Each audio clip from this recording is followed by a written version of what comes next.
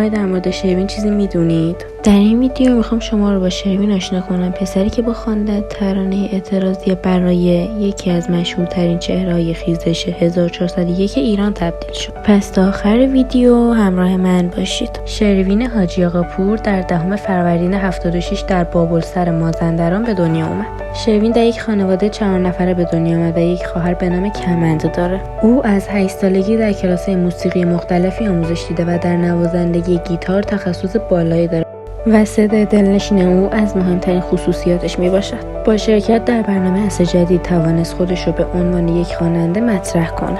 او در عصر جدید تا مرحله نهایی بالا آمد و در همان مرحله با ترانه شاید بهشت توانست رأی هر 4 داور رو به خود اختصاص بده.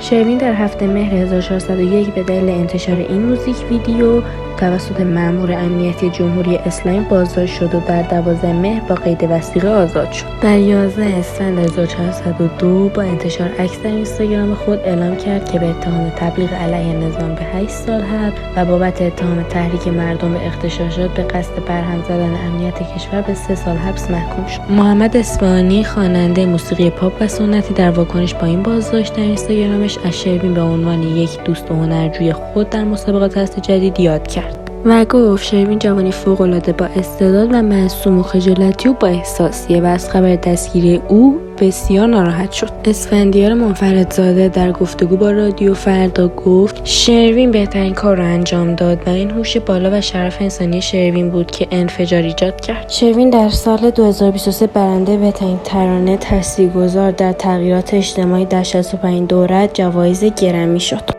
جیل بایدن بانوی نخست آمریکا در این مراسم با تقدیر از این ترانه و هشتگ زن زندگی آزادی شروین حاجی پور را برنده این جایزه اعلام کرد. شروین پس از دریافت جایزه خطاب به مردم ایران نوشت ما بردیم. مجله تایم شروین حاجی پور را در فهرست 100 چهره تاثیرگذار سال 2023 در بخش هنرمندان قرار داد.